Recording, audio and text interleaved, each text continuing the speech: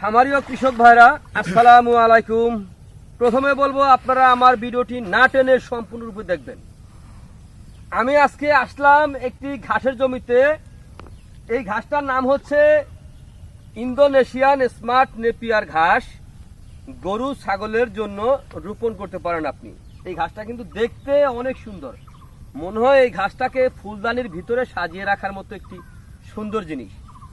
দেখেন ভাই, এই ঘাসটা আপনি একবার যদি জমি চাষ করে রোপণ করতে পারেন তাহলে কমপক্ষে 5 থেকে 6 বছর আপনি এই ঘাসটা খাওয়াতে পারবেন। দেখেন, এখন বর্ষার সিজন, এখন যদি দেখা যায় আপনি জমি চাষ করার প্রয়োজন নেই, জমিতে যদি আগাছা থাকে তাহলে আগাছাটাকে আপনি তুলে ফেলে দিবেন।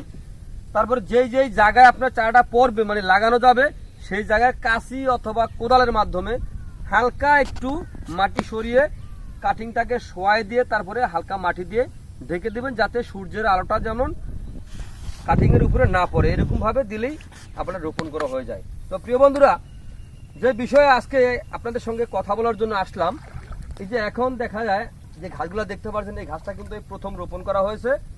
তো এখানে কিন্তু যে ঘাসগুলো দেখতে পাচ্ছেন এখানে কিন্তু পাতা হয়েছে, একটি ঘাসে কিন্তু প্রচুর পরিমাণে পাতা রয়েছে। এই ঘাসটা আপনার গরু ছাগলকে খাওয়াতে কোনো প্রকার মেশিনের প্রয়োজন হয় না, গোড়া থেকে কেটে দিলে সম্পূর্ণরূপে ঘাসটা কিন্তু খেয়ে থাকি। তো প্রিয় বন্ধুরা, এই ঘাস যে কোনো মৌসুমে যে কোনো মাটিতে রোপণ করা যায়। এই ঘাস গরু ছাগল ভেড়া মহিষ সকল গবাদি পশু খেয়ে থাকে। এই ঘাস জোয়ারের পানি অথবা বৃষ্টির পানিতে এরকম ভাবে তলিয়ে যাবে, তারপরেও হবে যদি আপনার পানিটা আটকিয়ে না থাকে। যেমন আমি এই যে বিলের মাঝখানে কিন্তু আমি দাঁড়িয়ে আছি, এখানে দাঁড়িয়ে আছি, এই যে দেখেন এখানে কিন্তু পানি, এই যে দেখেন এখানে কিন্তু পানিটা কিন্তু দেখাচ্ছে, এখানে নিচ থেকে পানি দেখেন, পানি কিন্তু এখানে নড়তেছে পানি। এই পানির কাছেই কিন্তু এই ঘাসটা যে কিভাবে আপনি রোপণ করবেন, কি রোপণ করবেন দেখেন। এই যে একটি ঘাস দেখাচ্ছি, ঘাসটা কিন্তু দেখতে অনেক সুন্দর, দেখেন দেখতে কিন্তু অনেক সুন্দর। এই যে দেখেন ঘাসটা কিন্তু দেখতে অনেক সুন্দর, পাতা বিশিষ্ট ঘাস। এই যে দেখুন এই ঘাসটা, যে শুকনো পাতাটা, এই পাতাটা কিন্তু ছাগলও খায় গরুতেও খায়।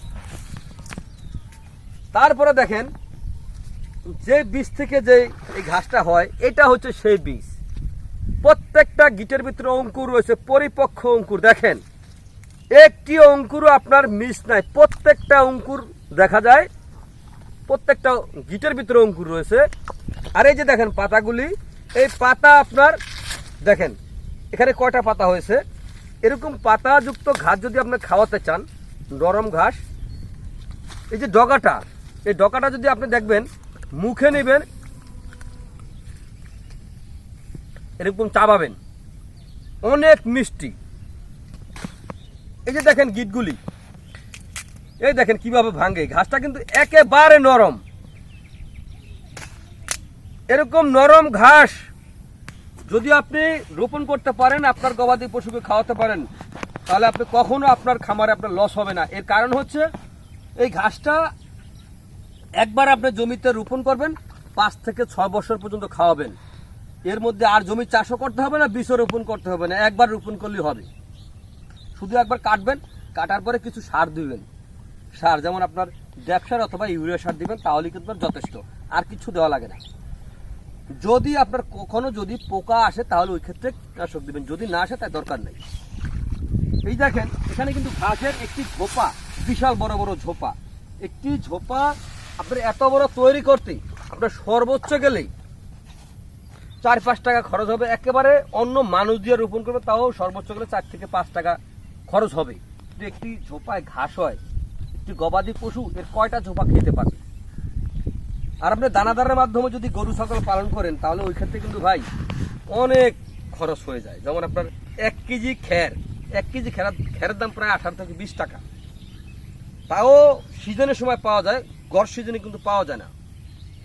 তো প্রিয় বন্ধুরা, আপনারা যদি গরু অথবা ছাগলের খামার করতে চান তাহলে আমি বলবো এই ইন্দোনেশিয়ান স্মার্ট নেপিয়ার ঘাসের পাশাপাশি আপনার অন্য ঘাস রোপণ করবেন, অথবা অন্য ঘাস রোপণ করেছেন তার পাশাপাশি এই ঘাসটা রোপণ করবেন। এই ঘাসটা কিন্তু অত্যন্ত একটি ভালো ঘাস। এই ঘাসে 22 থেকে 25% প্রোটিন রয়েছে। তো প্রিয় বন্ধুরা, আপনারা যে যেখান থেকে আমার এই ভিডিওটি দেখতে পারতেছেন, যদি পরিপক্ক কাটিং সংগ্রহ করতে চান তাহলে আমার স্ক্রিনে দেওয়া নাম্বারে যোগাযোগ করবেন। তো যে যেখান থেকে আমার এই ভিডিওটি দেখতে পারছেন সকলে ভালো থাকবেন, সুস্থ থাকবেন। আল্লাহ হাফেজ।